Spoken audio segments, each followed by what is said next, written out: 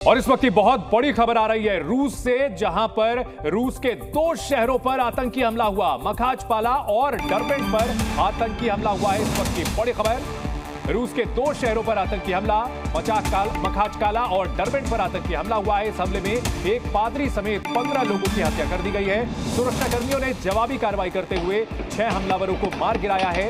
इस वक्त की बड़ी खबर, और आईएस ने, इस्लामिक स्टेट ने इस हमले की जिम्मेदारी ली है। स्पेशल फोर्सेस को हालात संभालने की जिम्मेदारी दी गई है और रूस के शहरों में इस वक्त भयानक हमला हुआ है। ये तस्वीरें हम आपको दिखा रहे हैं जी न्यूज पर। हमले के बाद आग भी लगा दी गई। चर्च को आग के हवाले कर दिया गया। एक चर्च और एक सिनेगॉग को निशाना बनाया गया है। अलग अलग तस्वीरों के जरिए हम आपको रूस के शहरों पर जो हमले हुए हैं उसकी तस्वीरें दिखा रहे हैं। कुछ दिनों पहले मॉस्को में कॉन्सर्ट पर हमला किया गया था और अब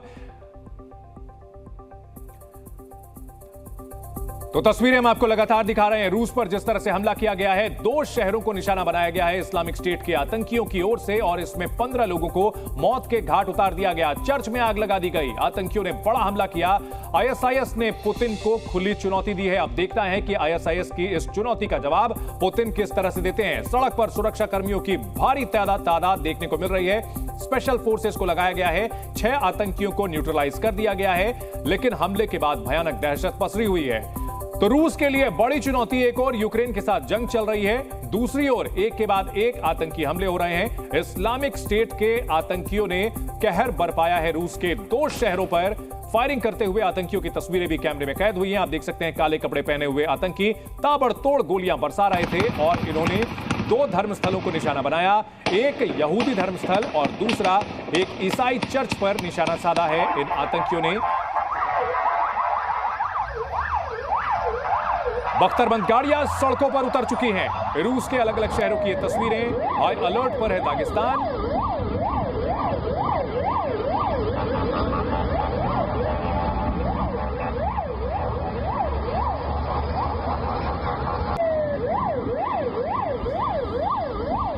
तो इस्लामिक स्टेट जो अपनी बेरहमी के लिए, अपनी क्रूरता के लिए जाना जाता है, एक बार फिर से यहां रूस के 2 शहरों पर इसका कहर देखने को मिला है। मखाचकाला और डरबेंट शहर पर अटैक, 2 धार्मिक स्थलों को निशाना बनाया गया। एक चर्च के पादरी की गला रेत करके हत्या कर दी गई। हमले के बाद कार में बैठकर वहां से भागे आतंकी। स्पेशल फोर्सेस ने अब तक 6 आतंकियों को ढेर कर दिया है, लेकिन इस दौरान अलग अलग तस्वीरें सामने आ रही हैं कोहराम की, किस तरह से आतंकियों ने यहां पर आतंक मचाया है। 5 हमलावरों को शुरू में ढेर किया गया और इसके बाद एक और आतंकी को ढेर कर दिया गया है। और इस हमले से जुड़ी हुई 5 बड़ी अपडेट्स हम आपको जी न्यूज पर दिखाते हैं। अब तक 6 आतंकियों को मार गिराया गया है। आईसिस के हमले के बाद रूस की जवाबी कार्रवाई, 6 आतंकियों को ढेर कर दिया गया और अब स्लीपर सेल की तलाश जारी है, यानी कि जो लोग छिप करके आतंकियों को मदद दे रहे हैं। और आईएसआईएस ने, इस्लामिक स्टेट ने हमले की जिम्मेदारी ली है। रूस की ओर से स्पेशल फोर्स ने मोर्चा संभाल लिया है। चौथी बड़ी खबर, वहीं दागिस्तान राज्य को पूरी तरह से ब्लॉक कर दिया गया है, हाई अलर्ट पर है। और इन सब के बीच जो तस्वीरें सामने आ रही हैं वो बताती हैं कि किस तरह से आतंकियों ने जम करके खौफ मचाया है और किस तरह से लगातार हमला बोला। पहले चर्च और यहूदियों के पूजा स्थल को निशाना बनाया, वहां आग लगा दी। ये भी आप तस्वीरें के जरिए देख सकते हैं। भयानक तस्वीरें, विचलित करने वाली। तो सड़कों पर कोहराम मचा हुआ है, कहीं आग लगी हुई है, कहीं गोलियां चल रही हैं, कहीं चर्च जल रहे हैं और शीशे टूटे हुए हैं। सड़कों पर आतंकी हथियार लेकर के ताबड़तोड़ गोलियां बरसा रहे हैं। ये प्रलय की तस्वीरें, ऐसा लग रहा है जैसे रूस के शहरों पर मौत नाच रही हो और आईएस के आतंकियों ने यह हमला किया है। आईएस ने इस आतंकी हमले को अंजाम देने का दावा किया है। आईएस पहले भी निशाना बनाता रहा है। कुछ ही दिनों पहले रूस की राजधानी मॉस्को में एक कॉन्सर्ट हॉल पर हमला बोला था और कई लोगों को मौत के घाट उतार दिया था। और अब की बार दागिस्तान के 2 शहरों को निशाना बनाया गया है और मखाचकाला और डरबेंट में हमला करके 15 लोगों को मौत के घाट उतार दिया गया। और इस दौरान एक चर्च को निशाना बनाया गया और चर्च के जो पादरी थे उनकी बेरहमी से गला काट करके हत्या कर दी गई है। गला काटना आईएस का सिग्नेचर स्टाइल रहा है दहशत फैलाने के लिए। कुछ साल पहले ऐसी तस्वीरें लगातार सामने आती थी जिसमें इस्लामिक स्टेट के आतंकी लोगों का गला काटते हुए बाकायदा वीडियो बनाया करते थे। और कुछ वैसा ही दहशत, वैसा ही मंजर रूस के शहरों में नजर आ रहा है, जहां पर एक ईसाई चर्च के पादरी की गला काट करके हत्या कर दी गई है। और चर्च को आग के हवाले भी कर दिया गया है। ये भयानक तस्वीरें हम आपको दिखा रहे हैं। रूस की आईएसएस ने सीधे सीधे पुतिन को खुली चुनौती दी है। अब बड़ा सवाल है कि आईएसएस का सफाया कैसे करेगा रूस। अपने यहां जो स्लीपर सेल हैं, जो लोग आतंकियों की मदद कर रहे हैं, उसके खिलाफ कड़ी कार्रवाई कैसे करेगा। जी मीडिया संवाददाता प्रणय उपाध्याय इस बड़ी खबर पर हमारे साथ जुड़ चुके हैं। प्रणय, इस हमले को लेकर और जवाबी कार्रवाई को लेकर हमारे पास अभी तक क्या जानकारी है? देखिए, इस हमले को लेकर जो जानकारी आप भी बता रहे हैं आंकड़ों के अंदर, आंकड़े जो हैं करीब 6 आतंकियों को मार गिराया गया है, क्योंकि एक आतंकी को पहले शुरुआत के अंदर 5 आतंकियों को मार गिराया गया। बाद में सर्च एंड कॉर्डर ऑपरेशन के दौरान एक और आतंकी के साथ मुठभेड़ हुई महेश कला के अंदर और उसे भी मार गिराया गया। यानी अब तक मारे गए आतंकियों की संख्या 6 हो चुकी है। जो लोग मारे गए हैं, जिसमें अधिकतर संख्या जो है वो पुलिसकर्मियों की है। 7 से ज्यादा पुलिसकर्मियों की इसके अंदर मौत हुई है और इस हमले के अंदर अभी तक 15 लोग मारे गए हैं। इसके अलावा बहुत से लोग अभी भी घायल हैं, उनमें से कई लोग क्रिटिकल हैं। और इसके अंदर 3 घटनाएं हुई हैं। एक सिनेगॉग के ऊपर हमला हुआ है, ऑर्थोडॉक्स चर्च के ऊपर हमला हुआ है। इसके अलावा एक पुलिस जो ट्रैफिक पुलिस का केंद्र था, वहां पर हमला हुआ है और आतंकियों ने कई जगहों पर एक साथ निशाना बनाया है। ठीक है, एक साथ हमला किया है प्रणय, और बहुत भीषण यह हमला है। और इसी पर बात करने के लिए हमारे साथ 2 खास मेहमान भी जुड़ चुके हैं। मेजर जनरल रिटायर्ड संजय सोई साहब हैं और मेजर जनरल AK सिवाज साहब हमारे साथ हैं। बहुत शुक्रिया, आप हमारे साथ जुड़ रहे हैं। सबसे पहले संजय सोई साहब, यहां सवाल यह उठता है कि रूस इन हमलों का जवाब कैसे देगा? पूरी दुनिया की निगाहें इस पर टिकी हैं। देखिए, ऐसा रूस ने जब भी कभी इस तरह का टेररिज्म ने अपना सर उठाया है तो रूस ने बहुत सख्ती से जवाब दिया, चाहे वो क्रॉकस में हमला हुआ हो या उसके पहले जब चेचन्या में इस तरह की राइजिंग हुई थी, तो रूस बड़ी सख्ती से देता। अभी देखिए, क्रेमलिन में पुतिन की मीटिंग हुई है और उन्होंने शायद ये ऑर्डर दे दिया कि हर तरह से इसका खात्मा किया जाए। और इसमें मैं ये कहना चाहूँगा कि रूस की अपनी कैजुअलिटीज़ भी होती है, उसकी भी चिंता नहीं करता। अभी आप देखिए, हेलीकॉप्टर का इस्तेमाल किया जा रहा है, नेशनल गार्ड्स को डिप्लॉय किया जा चुका है, जो कि उनकी काउंटर टेररिज्म फोर्स है। इसके अलावा टैंक्स, बख्तरबंद गाड़ियां और पूरी तरह से मोबिलाइज करके घेरा कर दिया गया, उस इलाके को घेर दिया गया है। क्योंकि ना केवल यह मिलिटेंट्स को मारना पड़ेगा, बल्कि उनको वो देखना पड़ेगा कि इनके तार किससे जुड़े हुए हैं। क्योंकि अगर ये 5-6 मिलिटेंट मारे गए, इसके अलावा और भी जो मिलिटेंट्स हैं, ये तो सामने है, फेस है। इसके अलावा लॉजिस्टिक सपोर्ट किसने दिया होगा, किसने प्लान किया होगा, किसने इनको ट्रेनिंग किया होगा। जैसा हम देख रहे थे, बड़ी जबरदस्त ट्रेनिंग है इनकी। और मुझे तो बॉम्बे अटैक की याद आ रही थी कि किस प्रकार से ये लोग भाग भाग के एक दूसरे को कवर फायर देके एक साथ तीनों जगह हमला किया गया है। बिल्कुल ट्रेंड तरीके से, किसी मिलिट्री की तरह ये काम कर रहे हैं। और ऐसे में बड़ा सवाल ये उठता है प्रणय, यहां सवाल ये भी उठता है कि इस हमले की जिम्मेदारी भले ही इस्लामिक स्टेट ने ली है, लेकिन क्या असल में इस्लामिक स्टेट ही इसके पीछे है या कोई और एंगल भी निकलकर सामने आ रहा है? रूस की ओर से क्या कुछ बताया जा रहा है? किस पर शक है उसे? देखिए, अभी तक बहुत सारे बयान आए हैं, लेकिन आधिकारिक बयान जो कि FSB है या जो NSC है उसकी तरफ से नहीं आया है। रशिया का जो गृह मंत्रालय है उसकी तरफ से भी कोई आधिकारिक बयान इस पर नहीं आया है कि वो आखिर किसे मानते हैं इसके लिए जिम्मेदार है। क्योंकि अभी भी जांच चल रही है, अभी भी पूरे इलाके को घेरा गया है। वहां पर जो सर्च एंड कॉर्डन ऑपरेशन है वो इस समय चल रहा है। क्योंकि ऐसे में जिस तरीके का बयान सर्गेई मेलेनकोव की तरफ से आया है, जो कि दागिस्तान के गवर्नर है, कि अभी स्लीपर सेल के पकड़े जाने तक, स्लीपर सेल के खात्मे तक ये पूरा ऑपरेशन वहां पर जारी रहना है। हालांकि मैं आपको घटनाओं की कड़ी अगर बताऊं चंदन, तो आप देखिए, अक्टूबर के अंदर महेश कला के एयरपोर्ट के ऊपर हमला हुआ था। एयरपोर्ट के ऊपर पूरी भीड़ वहां पर दाखिल हुई थी और ज्यूज के खिलाफ नारे लगाते हुए वहां उन लोगों ने कुछ देर के लिए ही सही, लेकिन पूरे एयरपोर्ट को अपने कब्जे में ले लिया था। वो एक बड़ी घटना थी। हालांकि उस घटना को नजरअंदाज कहीं ना कहीं सुरक्षा एजेंसियों ने भी किया और उसके बाद कार्रवाई नहीं हुई, जिसका नतीजा ये हुआ कि बिल्कुल बहुत बड़ी, बहुत महंगी की कीमत चुकाई जा रही है प्रणय। इस पर जो है उसे नजरअंदाज किया गया। और आखिरकार क्यों हमले हो रहे हैं रूस पर, यह समझने के लिए चलते हैं AK सिवाज साहब के साथ। डिफेंस एक्सपर्ट है, मेजर जनरल रिटायर्ड है। सिवाज साहब, रूस पर बार बार हमला हो क्यों रहा है? सवाल यह भी है। देखो, ये सच्चाई है कि अभी जो रशिया यूक्रेन लड़ाई हो रही है, ये एक निर्णायक मोड़ पे पहुंची हुई है।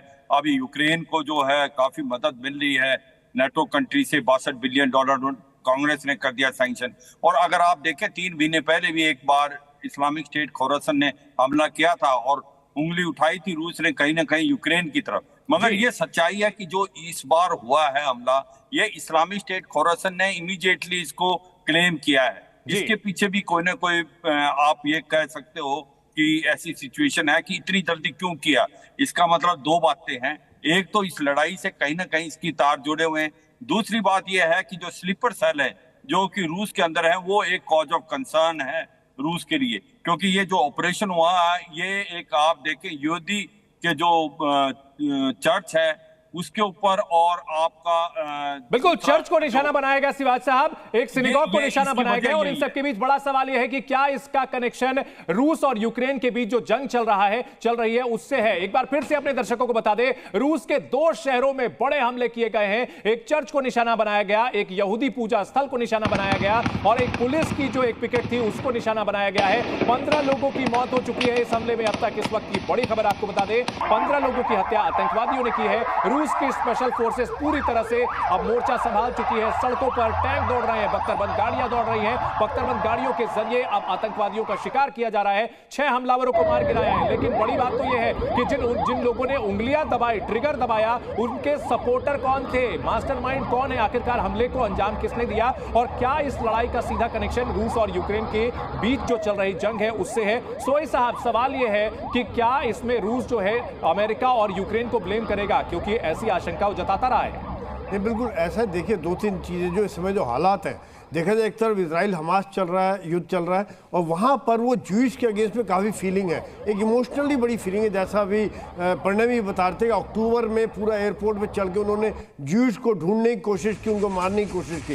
दूसरी बात, अभी भी एक ज्यूइश के जो यहूदियों के मंदिर पर हमला किया गया, चर्च पर हमला किया, वो पुलिस चौकी पर हमला किया गया।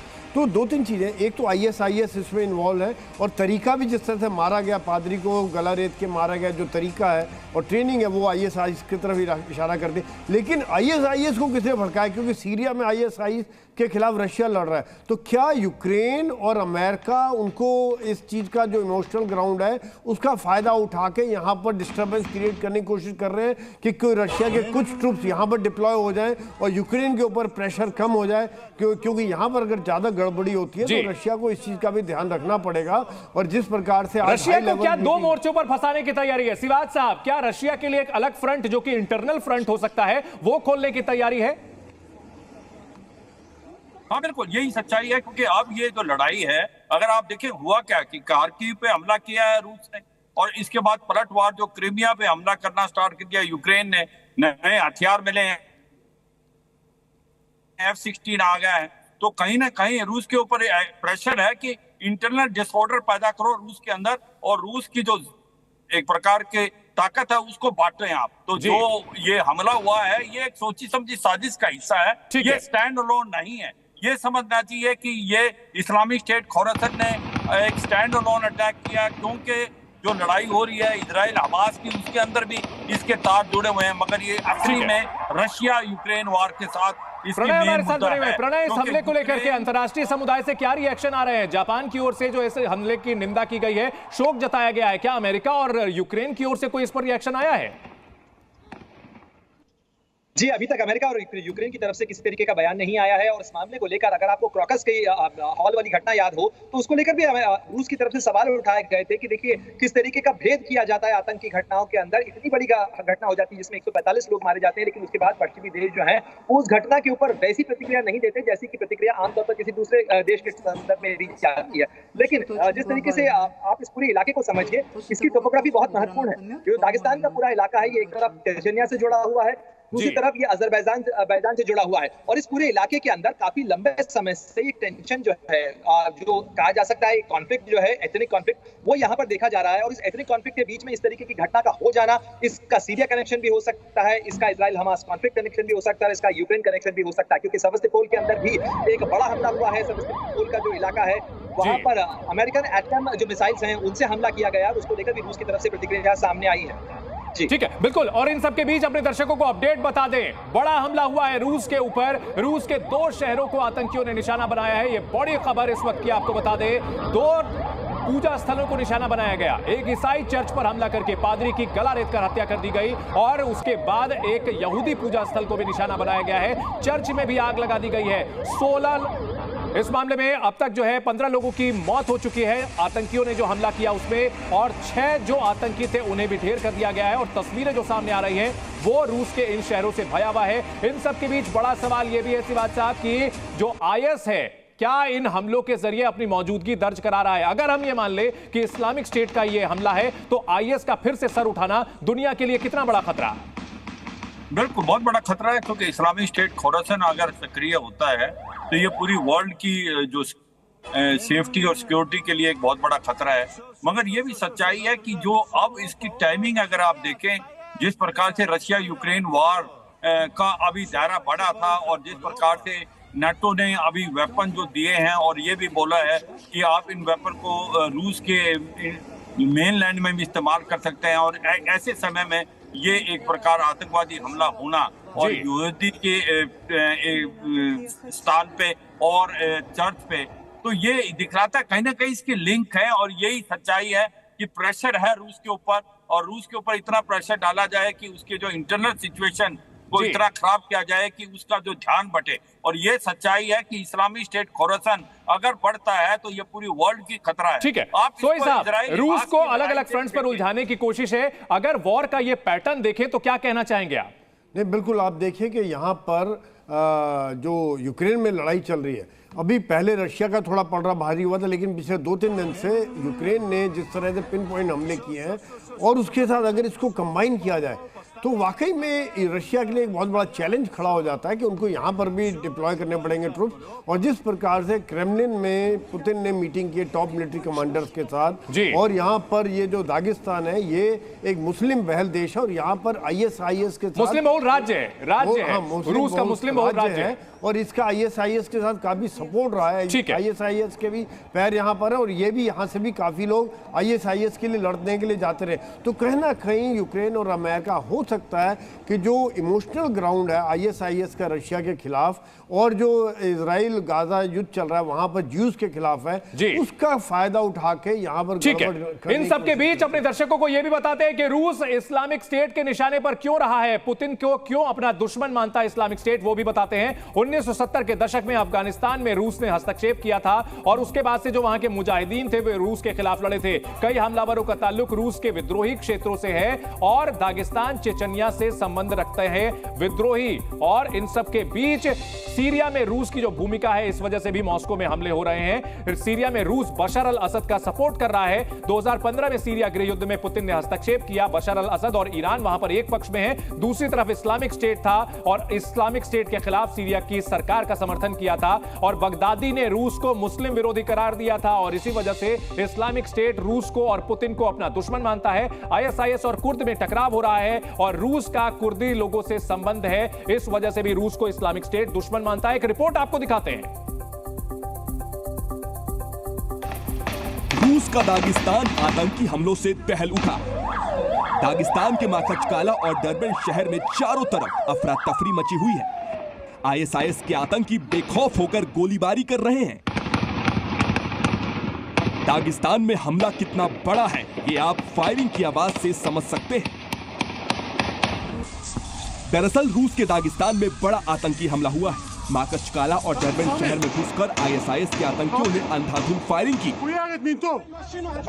आतंकियों ने सबसे पहले यहूदी प्रार्थना घर पर हमला किया, उसके बाद डरबन में चर्च पर हमला किया, जिसमें एक पादरी की मौत हो गई। फायरिंग के बाद चर्च में आग भी लग गई। दागिस्तान की राजधानी माखचकाला में आतंकियों ने ट्रैफिक पुलिस स्टेशन पर भी हमला किया, जिसमें कई पुलिस अधिकारियों के मारे जाने की खबर है।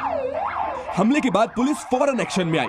तस्वीरों में आप देख सकते हैं कि पुलिस आतंकियों पर जवाबी कार्रवाई कर रही है। और बड़ी खबर, इन आतंकी हमलों के बाद पूरे शहर को सुरक्षा बल और कमांडोज ने अपने कब्जे में ले लिया है। गली गली में सर्च ऑपरेशन चलाया जा रहा है। आशंका जताई जा रही है कि ISIS स्लीपर सेल से जुड़े कई संदिग्ध अभी भी शहर में छिपे हो सकते हैं, जिनकी तलाश की जा रही है। और ऐसे हमले ना हो, यह सुनिश्चित करने के लिए स्पेशल फोर्सेज पूरी तरह से तैनात है, पूरी तलाशी ले रही है, लगातार अभियान चलाया जा रहा है। प्रणय हमारे साथ लगातार बने हुए हैं। प्रणय, आगे की रणनीति को लेकर के किस तरह के अभी रूस से संकेत मिल रहे हैं?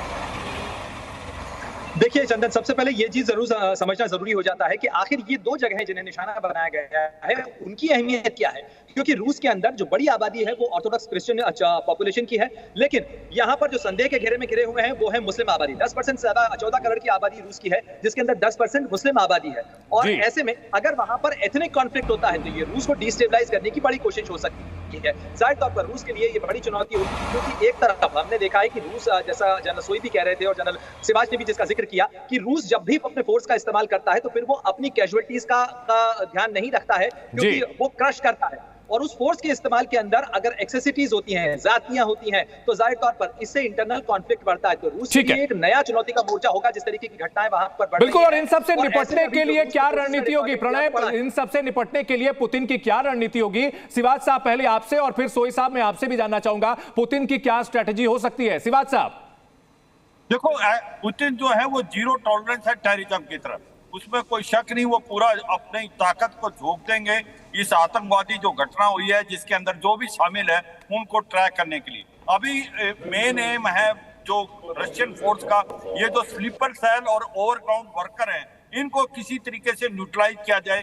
क्योंकि बाकी तो ऑपरेशन खत्म हो गया। ये सच्चाई है कि कहीं ना कहीं अब जिस प्रकार से इंटरनल डिसऑर्डर स्टार्ट हो गया है, आतंकवादी घटनाएं अंदर होने लगी हैं, तो अब जो अटेंशन डाइवर्ट होगी पुतिन को अब लड़ाई लड़नी है यूक्रेन के साथ, जो कि अब जो पलटा अभी तक रूस के पास था, अब वो कहीं ना कहीं यूक्रेन की तरफ जा रहा है, जब से नए हथियार आ गए। तो मुझे लगता है एक बहुत बड़ा चैलेंज है पुतिन के लिए। जी सोई साहब, पुतिन की क्या रणनीति होगी और यूक्रेन के साथ लड़ना? बिल्कुल, यहाँ पर ये कोशिश ये रहेगी सबसे पहले तो इसको खत्म करना, क्योंकि उस इलाके को सिक्योर करना और आतंकवादी जितने हैं उनको खत्म करना, साथ साथ उनके तार किससे जुड़े हुए उनको ठीक तरीके से पता करना, स्लीपर सेल, उनके लोकल कमांडर, उनको पकड़ना, क्योंकि ये कितना बड़ा प्लान हो सकता है, कितनी बड़ी चाल हो सकती है, इस चीज़ को समझना पड़ेगा। ये इसीलिए उन्होंने पूरे इलाके को घेराबंदी करके हर तरह के ऑपरेशन उन्होंने लॉन्च कर दिए, अपनी बेस्ट फोर्सेस वहां लगा दिए। दूसरी बात, उनको जब वो तार देख रहे हैं, वो तो एक ISIS है, एक जिहादी ग्रुप हो सकता है जो कि हमास सपोर्टेड हो सकता है, एक हो सकता है कि इनके इंटरनल प्रॉब्लम को यूं उनका इंटरनली कोई सपोर्ट दे रहा हो, या फिर अमेरिका और यूक्रेन। ये सब देखते हुए रशिया फिर अभी तक मुझे लग रहा है कि एक तो ये और दूसरी तरफ यूक्रेन की तरफ जो इनकी मार अब और ज्यादा बढ़ेगी, क्योंकि अब इन्होंने तो कहीं ना कहीं ये माना जाए कि पुतिन को ऐसे चक्रव्यूह में फंसाने की कोशिश की गई है जिसमें उनका शिकार किया जा सके, और एक मोर्चा खुला हुआ है रूस और यूक्रेन के बीच, और यूक्रेन मोर्चे से ध्यान हटाने के लिए कहीं ना कहीं अंदर से जो कॉन्फ्लिक्ट है उसको बढ़ाने की भी कोशिश की जा रही है। और इसके पीछे जानकार ये मानते हैं कि हो भी सकता है कि इसमें जो रूस के विरोधी बड़ी ताकतें हैं उनका हाथ हो। बहुत शुक्रिया सिवाज साहब आपका और सोई साहब आपका इस बड़ी खबर पर हमारे साथ जुड़ने के लिए। प्रणय आपका बहुत शुक्रिया इसमें जानकारियां हमें देने के लिए। जी न्यूज़।